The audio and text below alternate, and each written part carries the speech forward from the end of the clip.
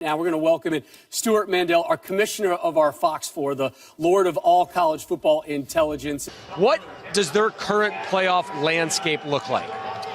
Rob, I'd give them 80% chance the Huskies win and they're in.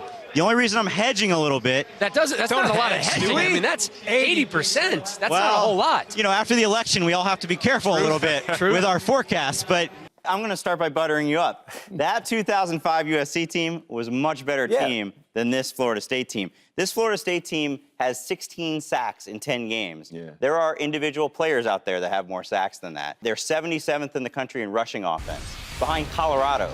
And as great as Jameis Winston is, he's the 22nd rated passer right now. Our guy Bo Wallace is 11th. So I think the reason Florida State's undefeated is simple. The teams they're playing aren't that good.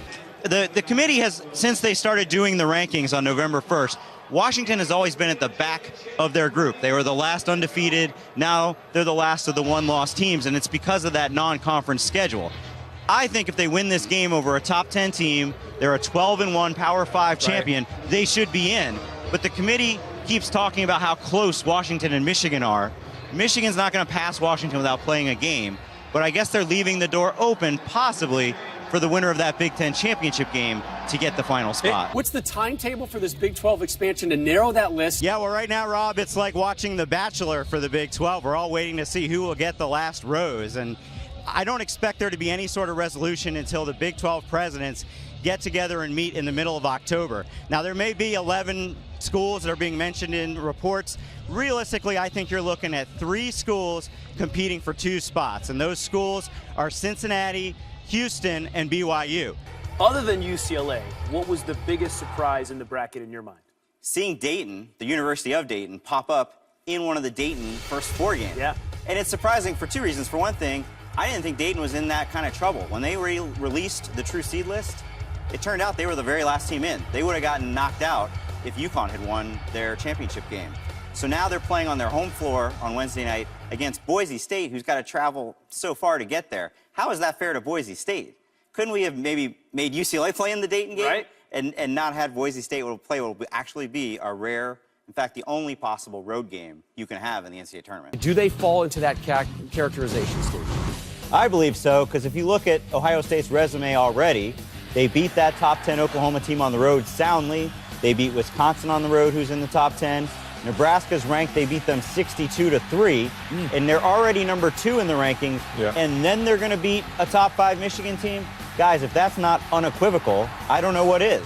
And you're all right with them going, even though they may not make the Big Ten championship game? Not even win it, not even make it. It's definitely a wrinkle that the committee hasn't had to deal with, because it could be, if Penn State wins the Big Ten, they would have a championship and a head-to-head win over Ohio State, but I still think Ohio State has the better resume. This weekend is a perfect example of, yet again, why the college football playoff has been such an upgrade from the BCS. In that system, the polls, the computers, they didn't really care who you played as long as you won the games. These schools that have scheduled these great matchups, they've gotten the message from the selection committee that who you schedule out of conference matters. The committee would rather reward a team, maybe slips up along the way, but at least challenged itself out of conference, over a team that just kind of schedules 4 cupcakes. Maybe they go undefeated, but maybe the committee would hold that against them. Texas AD Mike Perrin said on Friday, no consideration to an in-season firing. But there's no question he's coaching for his job the rest of this season. Expectations have changed a little from before the season, when we thought 8-4 would be enough to get him to next season. Part of it is what you guys have talked about with the defensive struggles. The other factor is the Tom Herman sweepstakes that are approaching here at the end of the season. LSU firing Miles so early, they got into the sweepstakes early. Everybody wants that Houston coach, and it's believed that he would probably take the Texas job if that were open, as well as the LSU job. UCLA had a lot of chances to play good teams. They only won 2 top 50 games.